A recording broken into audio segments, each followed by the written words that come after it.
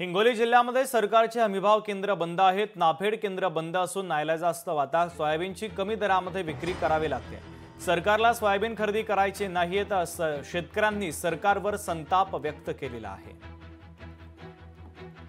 हिंगोली जिल्ह्यामध्ये अतिवृष्टी शेतकऱ्यांच्या पिकांचे नुकसान करता शेतकरी आपला माल जो हिंगोलीच्या कृषी उत्पन्न बाजार समितीमध्ये विक्रीसाठी घेऊन आला आहे। मात्र या ठिकाणी आवाजच्या सव्वा जे आहे ते शेतकऱ्यांचा माल खरेदी केला जातोय। सध्या आपण बाजार समितीमध्ये याला कसा भाव मिळतो काय सांगाल?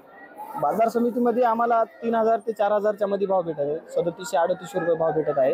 आणि मुख्यमंत्र्यांनी सांगितलं की सोयाबीन विकू नका। मग विकू नका तर आमचे खर्च पाणी कशाने भागायचे, रोजमजुरी कशाने द्यायची, आमच्या पेरण्या आहेत। आता पेरणी करणं चालू आहे। हरभऱ्याची पेरणी करायची, त्याच्यासाठी खत बियाणं, त्याच्यासाठी पैसे लागणार आहेत। नाफेड खरेदी केंद्र बंद आहेत म्हणजे सरळ फटका 2000चा बसायला आहे। इथं 3500 रुपये 4000 रुपयाच्या आज सोयाबीन खरेदी व्हायली प्रायव्हेट मार्केटमध्ये जवळपास 2000चं नुकसान व्हायले। सरकारनं होता होईपर्यंत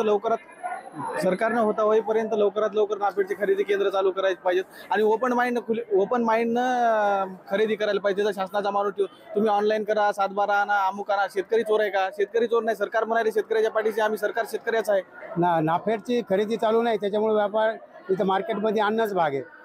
आणि व्यापारी आता त्यांना माहिती आहे का काही भाव जरी घेतलं शेतकऱ्याला देणं भाग आहे।